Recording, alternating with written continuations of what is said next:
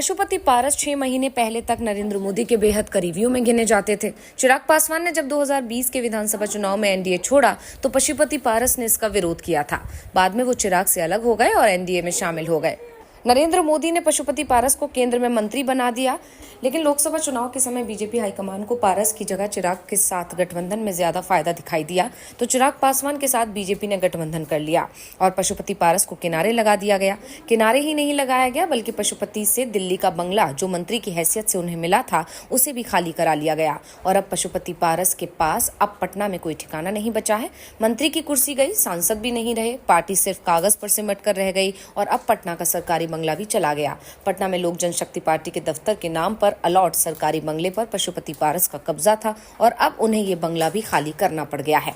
इसे लेकर उन्हें पहले ही नोटिस मिल चुके थे और आखिरी नोटिस में तो साफ साफ लिख दिया गया था कि अब अगर बंगला खाली नहीं किया गया तो जबरन इसे खाली कराया जाएगा। वैसे पारस ने भी आखिरी तक बंगला अपने पास बचाए रखने के लिए पूरी ताकत लगा दी थी।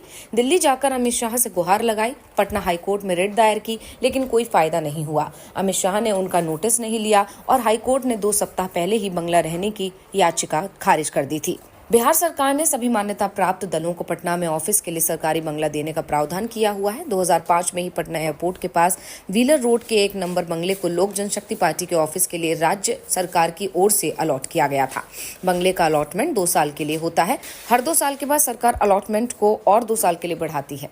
पिछले लोकसभा चुनाव में पशुपति पारस की पार्टी ने किसी सीट पर चुनाव ही नहीं लड़ा। नतीजतन उनकी पार्टी में न कोई विधायक रहा और न सांसद, लिहाजा उनकी पार्टी की मान्यता समाप्त हो गई।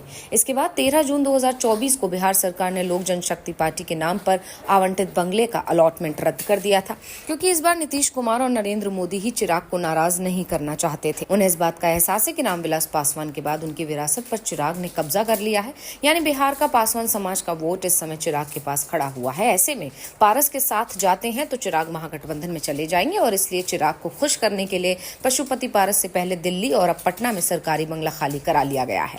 साफ है, जब तक पशुपति पारस के साथ सांसद थे, मोदी सरकार में उन्हें जगह दी गई, एनडीए में भी जगह दी गई, लेकिन जैसे ही बीजेपी का मतलब पारस गुट से निकल गया उसे किनारे लगा दिया गया। जैसे 2021 में चिराग पासवान को बीजेपी ने किनारे लगाया था, वैसा ही 2 साल बाद पशुपति पारस के साथ हुआ।